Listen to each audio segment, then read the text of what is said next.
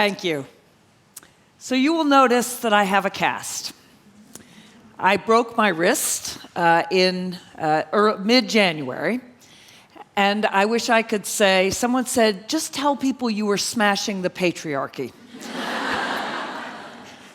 Nothing quite so glamorous. I was walking. I was at the World Economic Forum in Switzerland. It was 7 o'clock in the morning. It was dark. I am walking down a hill. Just as I get to the bottom, I hit some ice, and my legs go out from under me, and I land on my arm and my wrist, and knew instantly something was terribly wrong. I mean, it wasn't a little break. It was a big break, and my arm was not really functional, and I was in great pain, and they got me, it took about an hour and a half, finally to a hospital. And I will say, if you're going to break a bone, a ski town is a fine place to do it.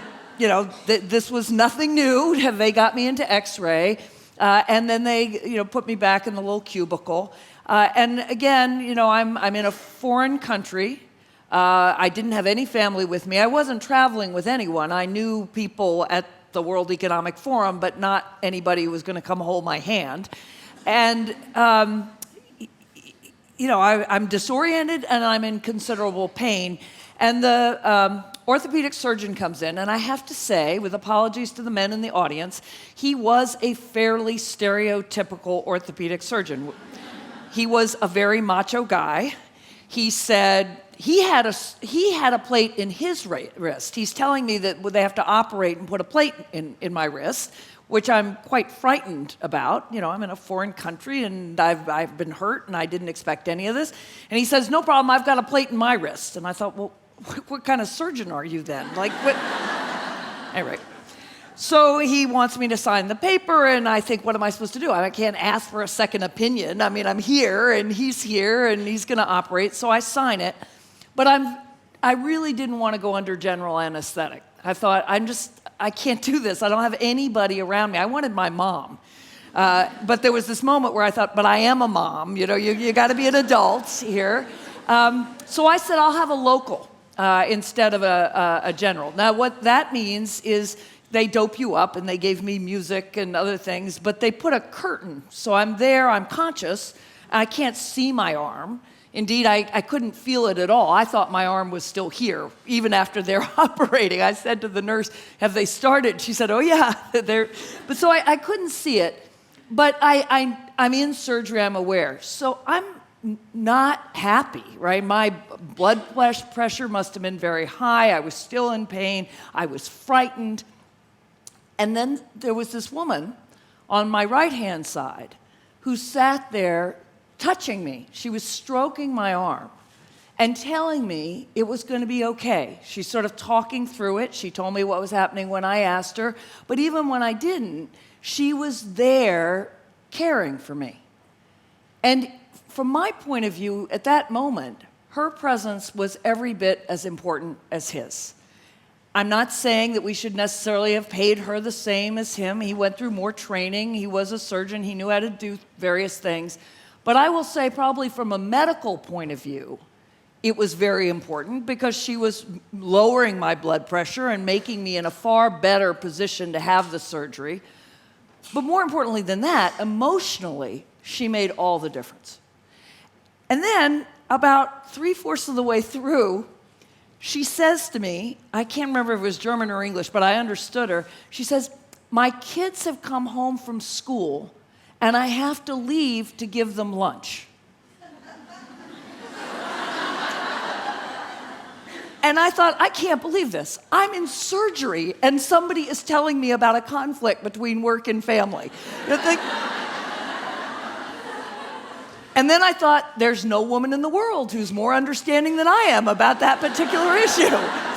So I said, yes, of course, I understand.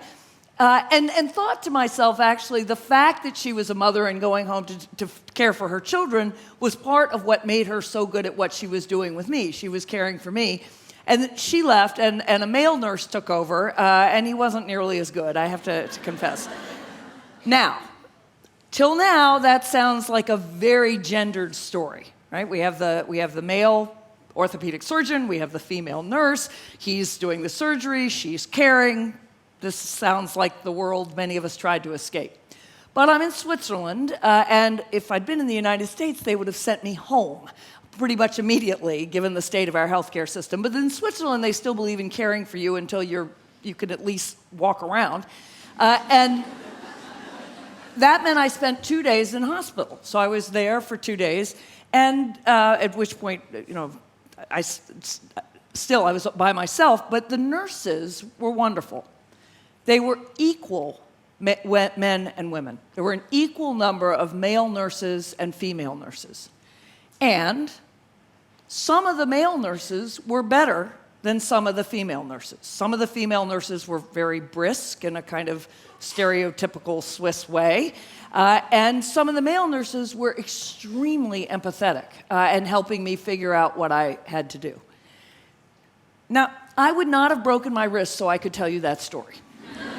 But given that I broke my wrist, that story highlights the two principal items of unfinished business that I want to talk to you about. And the unfinished business is the unfinished business of achieving genuine equality between men and women. That's how I think of what we are striving for. Genuine, full equality between men and women. And we've come a long way. We far farther than many of the younger women in this audience can probably imagine. But we're not going to get there unless we make change that is as big and as radical as the change we've already made. And that has to be change in two directions. And the first is we have to value care. We have to understand that what that nurse did and what she did when she went home to her children was every bit as important as what the surgeon did. That it's actually simply part of basic human nature, right? I actually read this, surprisingly perhaps, in a quote from Bill Gates, who said, "There are two basic forces in human nature, self-interest and caring for others." And that's true for either of us, all of us individually. The self-interest part, the part I think of as the competitive side, the part where we set our own goals and we strive to achieve them, and we often strive against others, and competition can be a very good thing. It does, in fact, often spur us to do our best. That's one side of who we are. Some of us are more competitive than others. I'm very competitive. I'm more competitive than my husband is, for sure, just because that's how I was born. I didn't ask to be that way. So that's half of who we are and what we do. But equally, we are caring beings.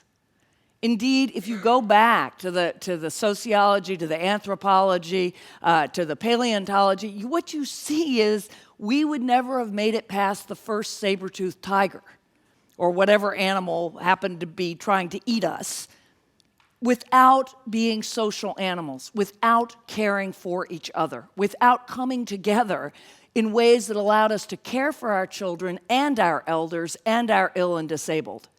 That just as much as that competitive urge that led Virginia Woolf to write A Room of One's Own, right, where she says, to write, a woman needs money and a room of her own, meaning she's got to be able to be in that competitive world. We need that, but we also need care.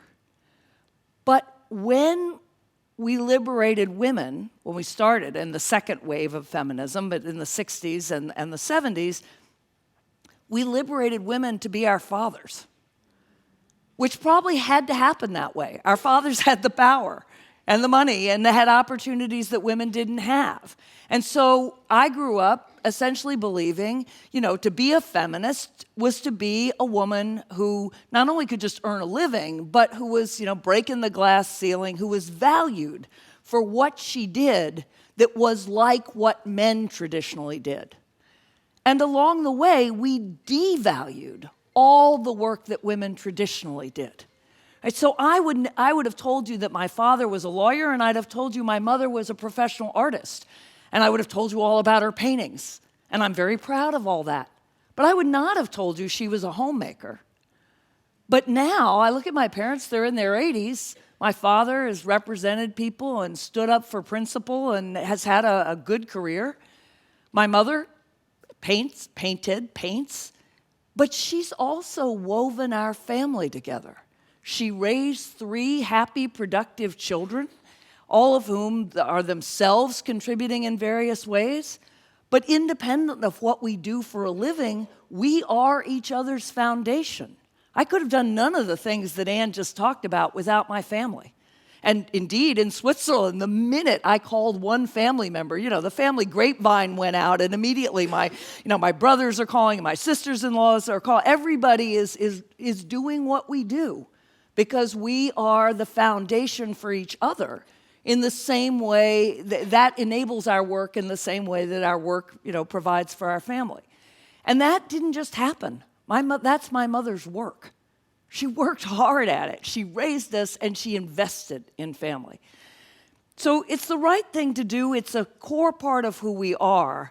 But along the way, as I said, we devalued care. So that now, if you're in a profession and you step back to care for your children, your elders, your spouse, your friend, your community members, and you suddenly say, well, I'm home caring for somebody, watch how fast you sink in the social estimation of the person you're talking to. And countless women who have been, high flyers in their careers step out and suddenly discover, in the words of one woman, I'm nobody. So we've got to revalue care as a fully equal and important part of who we are as human beings and what it takes for us to flourish. Now, the last thing I'll say is if we focus on care, we also develop a far more inclusive feminism. Because when we focus on advancing women, which is the way it's normally framed, what we're focusing on inevitably is women at the top. It's just human nature. If you talk about advancing women, you want to know how many women CEOs there are, how many women politicians there are, how many women presidents or surgeons or whatever it is, because that's the whole idea. When we say advancing women, we think we want as many women at the top as we have men. And we have far too few women at the top, but we also have far too many women at the bottom. It's what I call an unlovely symmetry. The poorest members of our society, I know this to be true in the United States. I am betting it is true in Australia, but I don't know the figures as well. The poorest members of our society are women who simultaneously are expected to support their family with cash and with care. They are the people, we do not support their care. We expect them to work, but we do not support or value their care. And women often who are in the middle class, who get divorced, or who somehow otherwise lose another support, stream of support, quickly find themselves at the bottom. So if we talk about care, the policies we need to support care are policies that will actually help women who are poorer and who have less advantage more than women who are at the top. Women who are at the top tend to buy their way out of care issues. Right? We can afford to hire other women to take care of our children or our parents. Those other women, though, are disproportionately poor women just in the United States, women of color, and immigrant women. So valuing care actually is also about valuing carers, not just the woman who says, I'm stepping out to focus on my parents or my children or anyone else, but also the paid caregivers. And to say the work they do is important and needs to be valued and paid and professionalized in ways that ripple throughout the society. So that's the first thing we have to do, the first item of unfinished business. We have to value care, and we have to value care equally with competition. And we have to understand that for a human being to be whole, there should be both sides, and for a society to flourish, there need to be both activities. But that, if we only do that for women, we're going to go backwards, right? If you say I'm going to value care, but women are the caregivers, well, very quickly you get back to, okay, so women should be back in the home. That should be what they do because care is really important and women give care, so women should be giving care rather than earning an income. The only way to really get to equality is to value care when men do it just as much as when women do it.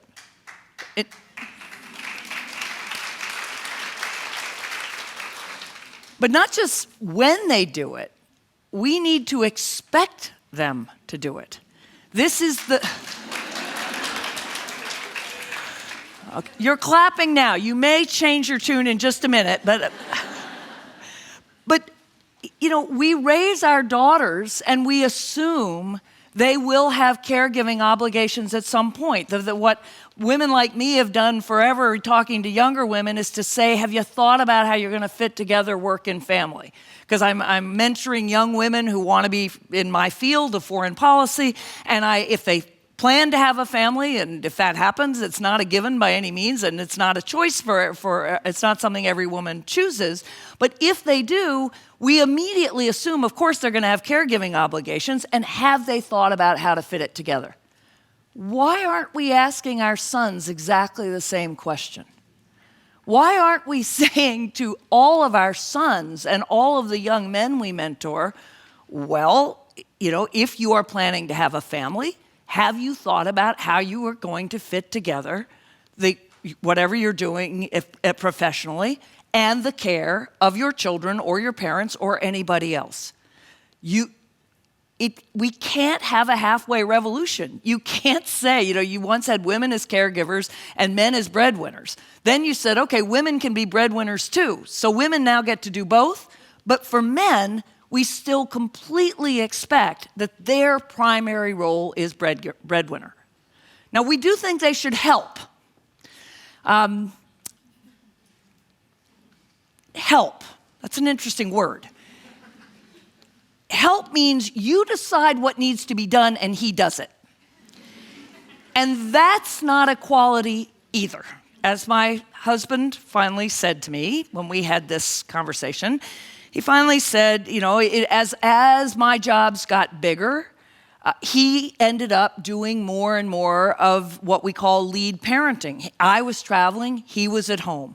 He, by default, was the parent who was filling out the school forms or, showing up at the school meetings or driving the children wherever.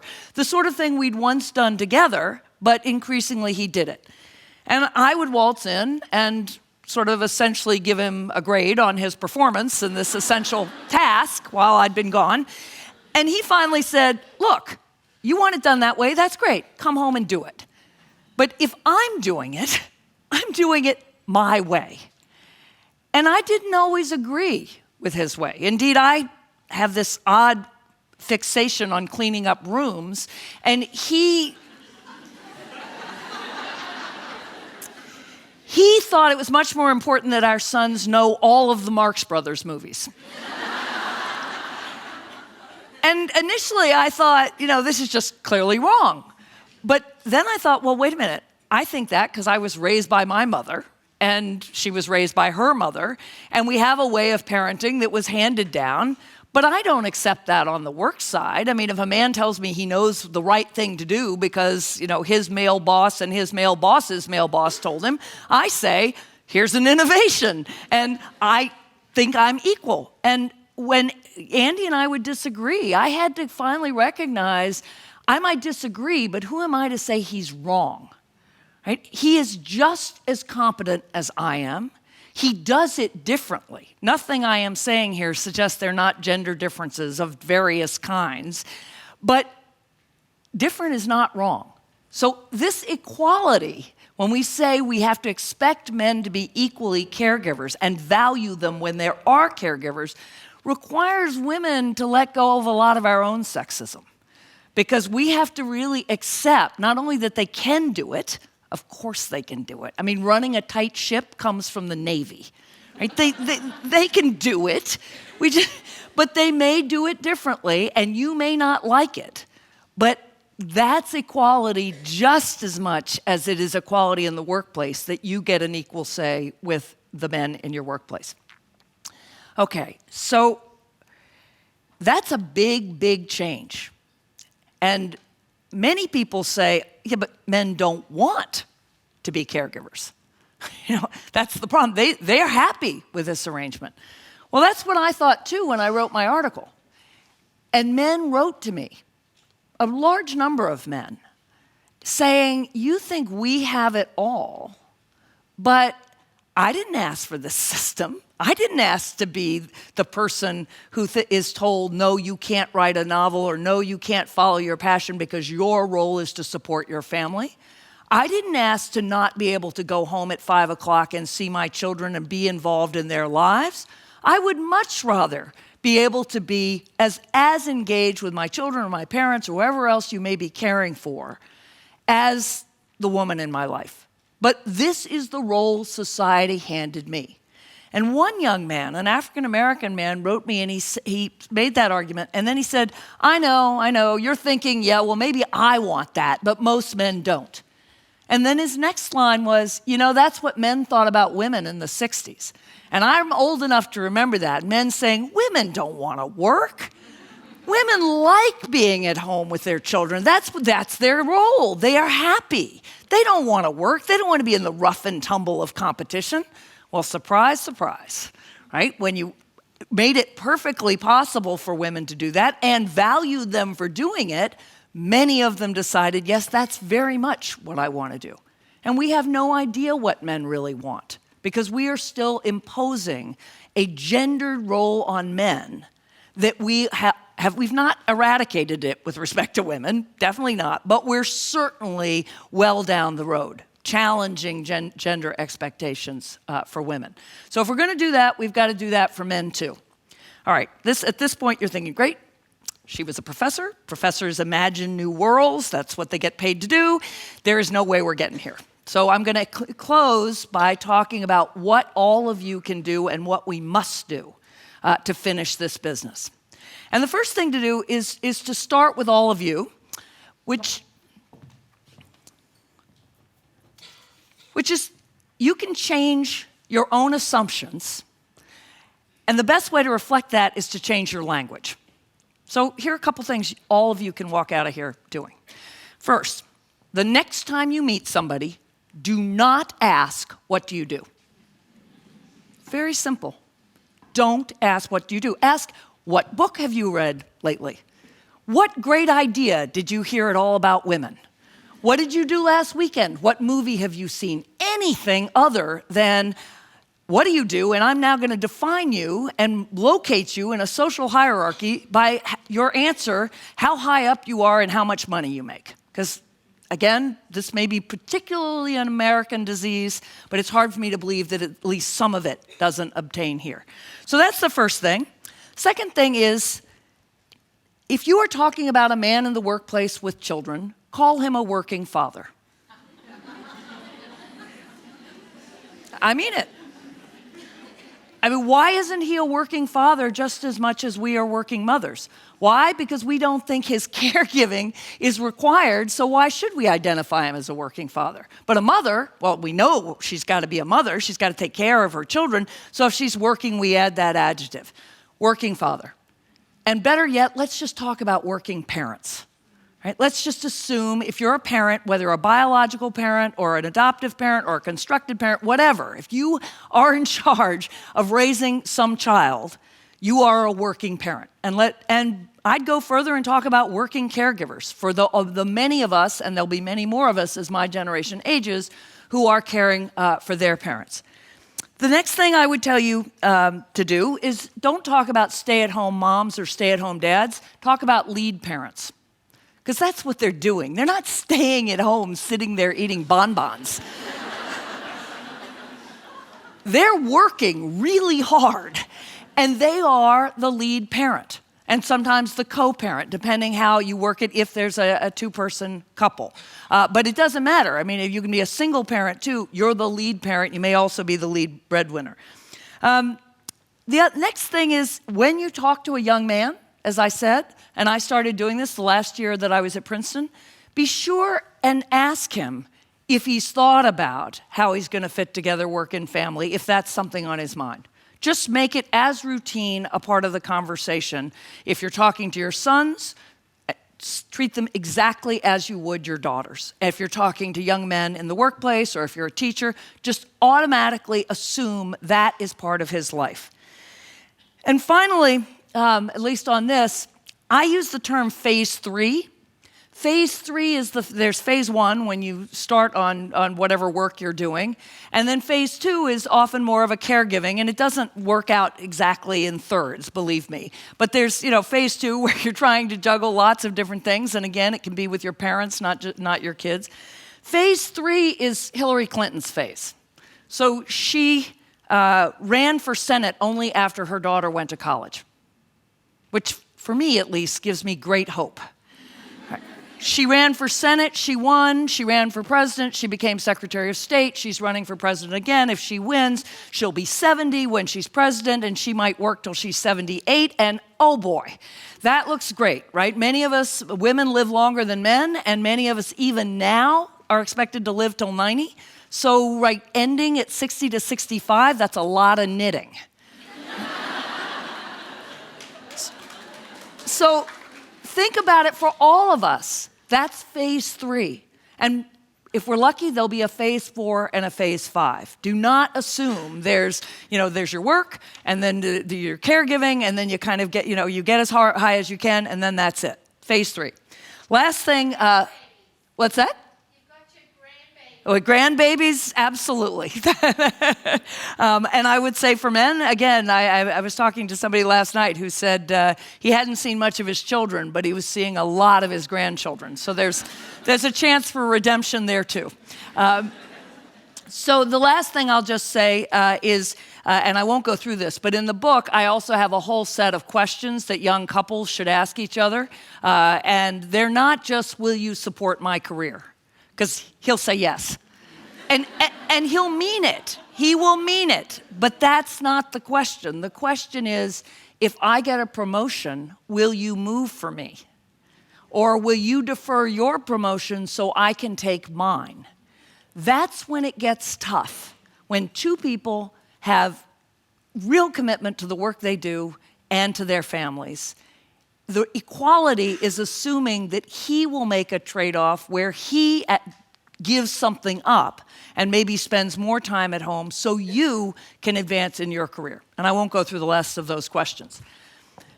So that's what you can do individually. In the workplace, there are many, many things you can do in the workplace. I'm going to just give you one, which I think is equally important if you are the employee or the manager, which is to not frame this in terms of, certainly not as a woman's issue, never ever, but as an issue of how can you work more productively given that you have caregiving responsibilities. And we're going to assume all workers, women and men, will have caregiving responsibilities at some point in their lives. Because there's no woman at home. That used to be the system, right? That's not the system anymore. So men and women will have caregiving responsibilities at some point. And so how you frame it as, I think I could do a better job if I had more flexible hours, if I worked from home one day a week, if I came in late on these moments, if I could be set up in such a way that I could telecommute when I need to. Whatever it might be, because families don't come, on flex time schedules. But what the point is, this is about I could do a better job if I remove this stress, if I got more sleep, if I knew that I could adjust my schedule to really focus on my work, but also take care of this issue. And then you say, and let's try it. Not, you have to do this, but let's try it. Let's try it for 3 months. Let's agree on metrics to say, am I doing a better job or not? And for the manager, we're all about innovation these days. That's the watchword. The manager has to think, I'm experimenting. This person says they can do a better job. Let me see. So that from the manager's point of view, to say no is to be stuck in mud, anti-innovative, essentially refusing to do something that a worker says you can do a better job. There are lots of other policies. There's something called open work, just like OpenGov or open data. There are lots of other things I talk about, but I think the most important is to think about this in terms of how all of us are going to be able to do the best work we can when we are also caregivers. And the last thing we have to do is to build an infrastructure of care. And Anne said at the beginning, and it's true, Australia has a better infrastructure of care than the United States does. Anywhere but Papua New Guinea has a better infrastructure of care than the US does. We have no mandatory maternity leave, much less paternity leave. None. Even in the federal government. None. Means, I've talked to young women who said they saved up all their vacation and their sick days to have their first child, but when they have their second, they have no time at all. But the deeper issue is we know that for a thriving economy, you have to have a physical infrastructure. You need bridges and roads and ports and railroads and airports and broadband. We equally need an infrastructure of care, and that has to include paid family leave. And families have to be constructed however we want to construct them. So it isn't about maternity or paternity or even the idea that it's kids. It has to be people have got to be able to take time out to care for those who need it, and both get some portion of their salary and have their jobs when that period is up. And we need high quality professional child care and elder care. Now this is a policy issue, and I want to read from the Norwegian Minister of Children and Family, who has this radical thought. He says, "We have decided that raising a child is real work, and that this work provides value for the whole society. It is only fair, then, that the society as a whole should pay for the service." I'll go further. I will say that investing in the first 5 years of a child's life, children's lives, is the single most important investment a society can make. The single most important investment. Because we now know that those 5 years, you're not just teaching the child things, you are shaping his or her brain. The neuroscience is very clear. In those first 5 years, you are determining what that child will be able to learn for the rest of his or her life. Now, if you want a competitive society, you want a secure society, you want a more equal society, you want a healthy society, that investment is the most important investment we can make. And at the other end of life, it is simply a question of what kind of human beings we are. Do we repay the debt to those who cared for us and then care for them? So we need to build an infrastructure of care. We need to pay for it. But we don't just do that as, this is something we're doing to help women. We do that because as a public policy issue, we are investing in our society just as importantly as we're investing in roads and bridges and other things. I'm optimistic. That seems like a lot of change.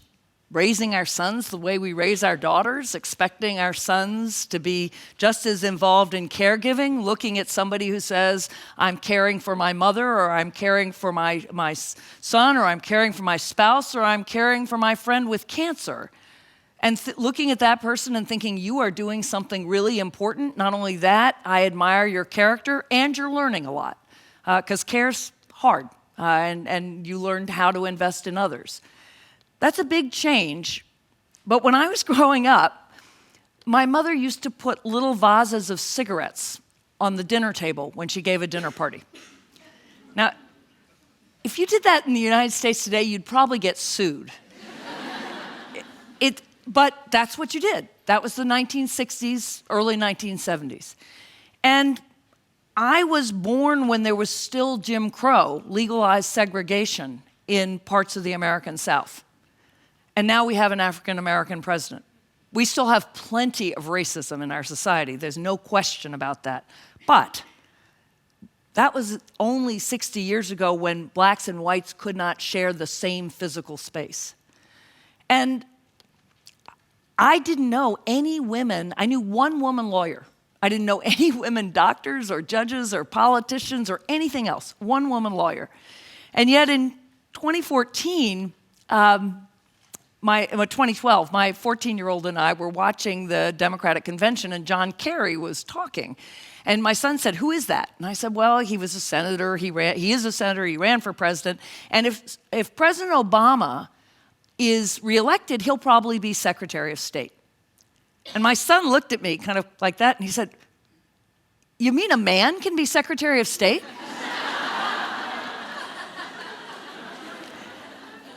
He wasn't kidding. It hadn't dawned on him that a man could do the job. So we've come a long, long way. I think we're about the halfway point. But given how far we've come in a relatively short space of time, if we make up our minds to value not only women, but traditional women's work, and to value it when women do it, and to value it and expect it of men, we can get to full equality between men and women and finish the business of the gender revolution. Thank you very much.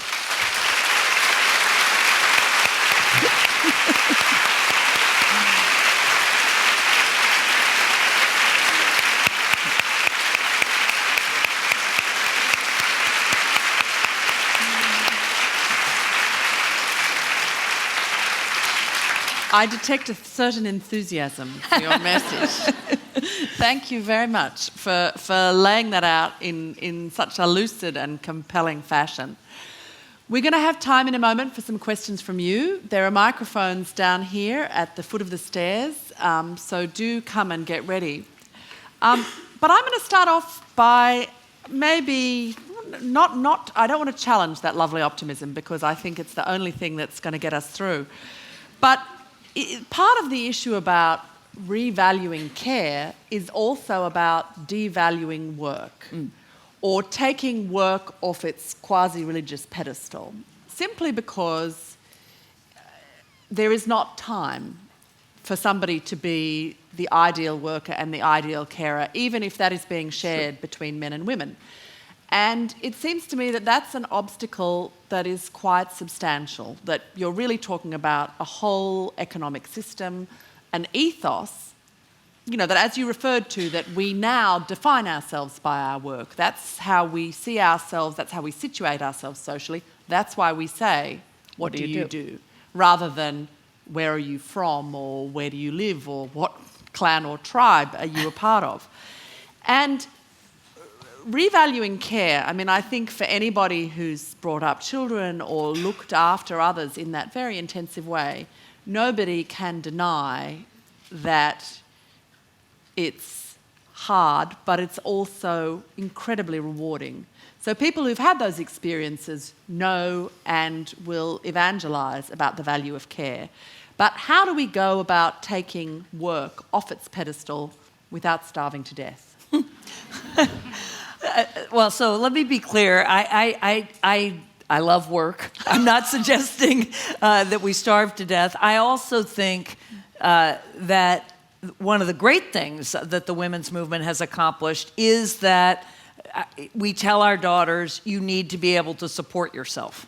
Right? And that's hugely important. We say you do not want to be in a situation where you are married and the marriage doesn't work, or you're just together, regardless, but it no longer works, and he or she leaves and you can't support yourself. So I believe everybody has ought to be able to support themselves, and the dignity and value that gives them of having a profession, whatever it is, having a job, whatever it is, that's very important. And I wouldn't devalue work in that sense at all.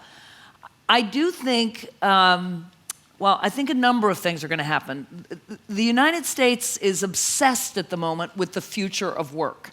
And it's not because we're thinking about men and women and care, it's because we're thinking about robots. We're thinking about, the full digital revolution. We're just at the outset of the digital age. We're somewhere after James Watt discovered the steam engine, but way before you got to mass production in the industrial age. And so and many people are worried there won't be enough work. And that many of the jobs, particularly the sort of mass jobs, are going away. So I think we ought to think about that in that context, that care is work too. It is work. It's hugely rewarding, but it's work. It is work that we need society to do for all the reasons we said. And I think you can then say, look, it's not okay to have children and not care for them. It's not okay not to care for your parents if they need it, or anybody else. And so that people who put their work ahead of their family at any cost, you start to say, what are your values? Right? There's some work, I understand, there's situations in which you have to do that. I'm not saying you don't, and there's certain level jobs where, yes, you're just making that commitment, you have to do that. But overall, we would say, there are going to be periods of your life where you can put work first, and that's great. And then there are going to be periods of your life, if you choose to have a family or your family needs you, in which you're going to put work second, or you're at least equal. And that will become what we expect of the people we admire. And lest you think I'm completely idealistic, a Finnish CEO said to me, in Finland now, if men don't take 2 months of their paternity leave, they lose it. So it's use it or lose it, where you're leaving money on the table. And a Finnish CEO said to me that now when he interviews young men and they haven't taken paternity leave, he wonders about their character. And that's the way we ought to think about it. Scandinavian utopia. Yes, I know. I understand. If it wasn't for the climate, we'd all be thinking very seriously. I'm not going to monopolise, Anne-Marie. There are too many of you with questions here. We'll go to the question here first. Thank you. Anne-Marie, my question is, I'm asking you to comment on my experience, which is that I think in our society that male caregivers are overvalued, and I also think that male caregivers go up in social estimation when they caregive. And I'll give you a very quick example from my experience. I'm a barrister and I appear a lot as a Crown prosecutor, and my husband and I are extremely great co-parents, and he's a successful policeman. Everyone in this audience has seen him on TV many times doing excellent police work. And we decided that I would go into the country and prosecute for 3 weeks in the school holidays in summer, because then he could have our children and it suits our family. Every single one of my male and female friends give him unbelievable admiration for his amazing commitment to our family. I do this all the time and I get no praise. And also, so his value goes up. Everyone thinks he's amazing. He gets compliments, and it really pisses me off. Yeah.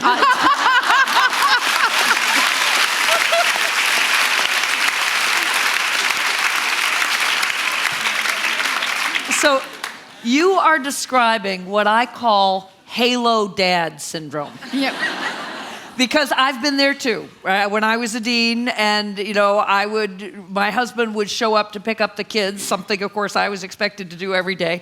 He was a halo dad, it's like the halo just was brighter and brighter as he did things. So that's absolutely true. It coexists, though, with men who go part-time or are lead parents who are even more devalued than women in that setting because their very masculinity is questioned. So both things are true. What I would say is we have to swallow the halo dadism, no matter how mad it makes us, because it is the first step toward thinking a man who's taken his kids for 3 weeks while you go do something else is cool. And it's very important that, my husband was willing to do this because one of his mentors had been in this role vis-a-vis his wife. So I think we got to suck it up and see it as the first signs of positive culture change.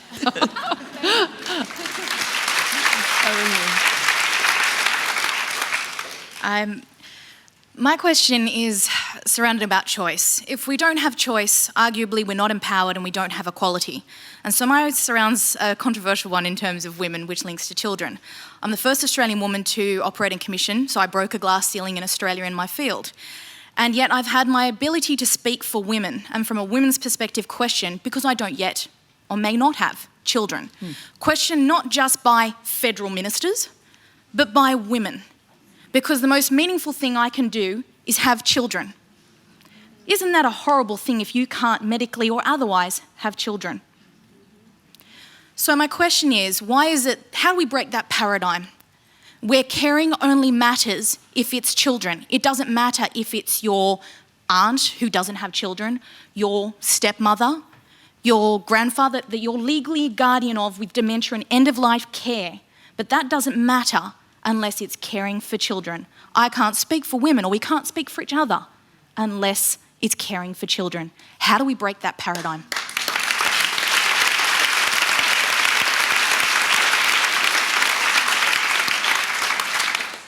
So you heard me very carefully say, right, at every turn I said caring for children or caring for parents or caring for an extended family member, right? Exactly, the aunt, the grandfather, whoever it is. And all I can say is we have to keep reinforcing that. I know countless women who don't have children who are, who care for their nieces and nephews in ways that are like that, or care for their parents, or invest as you've invested in public service, where you're investing in your community, you're investing in others by the very work that you do. I think we just have to keep challenging it. The good news is our societies, the demographics of our societies, in the United States, we're expecting to have 50 million people with dementia by somewhere between 2030 and 2050, right? The elder care is going to be front and center in a way that I think is going to help knock that off. But I agree, it's part of the same idealization of a woman as the mother that we needed to break out of, which to begin with. And as I say, in valuing care, we can't reestablish that particular stereotype. Thank you. Thank you. Thanks, Anne-Marie. It's great to have you out here, HLS class of 96. Got a few others here as well. Wonderful. My question is the exact opposite of this lovely lady's question. You have a quote in your book that says, men's breadwinning is still so culturally mandated that when it is absent, both men and women are likely to find that the marital partnership does not deserve to continue. Annabelle Crabb's studies showed that percentage of couples in Australia is about 3% of the total amount of married couples in Australia. I'm one of them. And it is very difficult, and I think for some very traditional Australian men, my husband's ex-army, up here supports everything I does. Go for that scholarship, go for that board role, go for that job, it's fantastic. Down here, it makes him feel like shit a lot of the time. And it's really, really difficult. And I think being a dual citizen and having spent time in both countries, I think Australia maybe even has more cultural archetypes of male masculinity than even the US does. And we talk about, you talk about the role models and the social networks, and I think we are in a vanguard of really courageous men that are helping to make this change, but we're not there yet. Yep. So for the couples that are trying to survive where we're not there yet, have you got any advice? Which I know is a massive question. I should probably just go see a therapist. But anyway.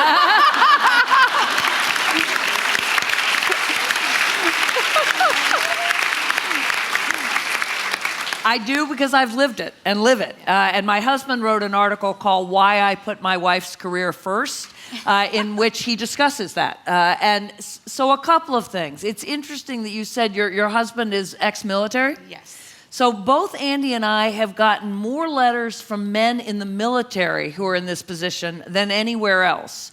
And we think there are a number of reasons. There's duty, there's family values, but I think part of it is these are men who are more sure of their masculinity than many others. They've been in the military. It's sort of the masculine archetype.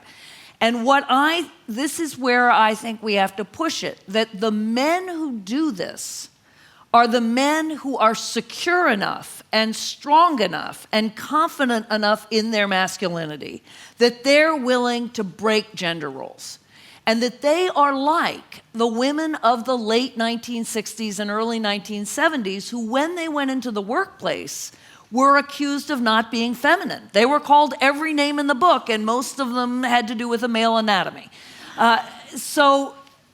Because it was you're not feminine. And similarly, men who are doing that now are told they're not masculine, and we need to flip it.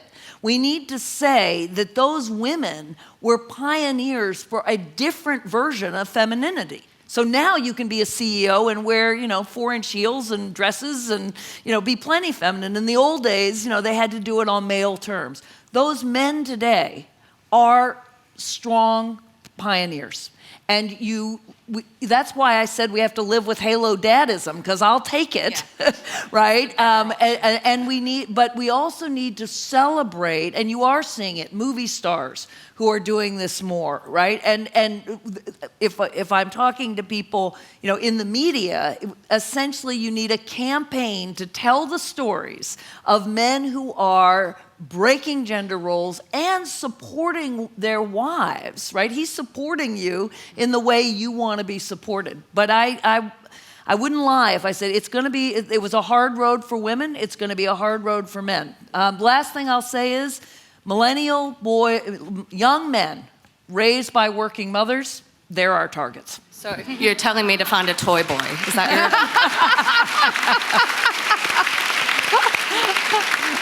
Over here. Hello, my name is Bree. I run an advertising agency that has about 80% women, and we're very proud of that. It's part of our unique offering.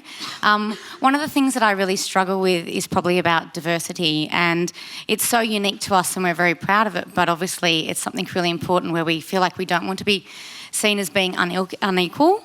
And how do we really make sure that we kind of bring that equality into the agency? Because I think it's really important, and I don't want us to feel like we're only leaning to one side, but we should be seen as equal. But it's still really important to make sure that you're focusing and putting something like that on the pedestal.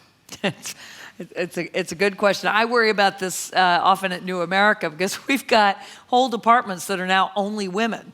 Right? And I find myself pushing on managers there to say, look, I want men. I want an equal distribution. Because if you believe in diversity, you believe in diversity in any way, right? You believe it with respect to gender, with respect to skin color, with respect to income. You believe that a more diverse group of people will produce better results. So all I can tell you is you've got to start hiring guys. Narelle, over to you. No, sorry, just over here. Yeah. No, Narelle, you. No, that's great. Anne-Marie, thank you so much. You talked last night about us each being braver, women and men, but very often in terms of communicating, we lack that confidence. And around that table, often just expressing our views on things. I'd be interested in your insights and how each of us what does that braveness look like? Yes, so we heard last night somebody saying that, girls needed to be braver and to take risks, to fail, to adopt, own failure. I think the first step is creating what I've recently learned is called psychosafety or psychological safety, right? And this is work that comes out of how do you work in a team effectively, how do you have difficult conversations effectively, but it's essentially creating an environment in which whatever you say, you're not going to be laughed at. There may be a disagreement, but there's not going to be a kind of eye roll or laughing or any of that. And creating that environment for men and women both. And for girls, I think it is being willing to speak up, to say something that they think is stupid. I mean, how often do you hear, this is where Sheryl Sandberg and I are very aligned, do you hear, well, this may be stupid, but, or, I'm not an expert, but. The first time my husband heard me say, I'm not an expert, but, he said, why would anybody listen to you if you just told them that you didn't know what you were talking about?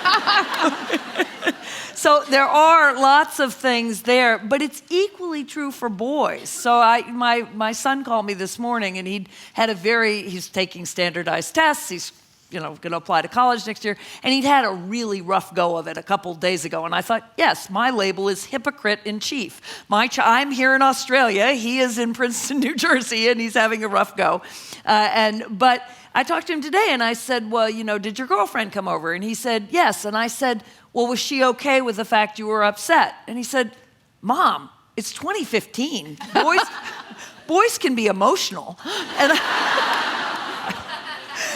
but I think we have to create that safe space equally for men to, what I said last night is girls need to be braver, men need to be able to own their fear. It does not make them any less masculine. It makes them human. And it gives them the same space to express their emotions. They may cope with them differently. We are different in many ways. But we have to create the safety for both genders and anything in between to really just say what they feel without fear of censure.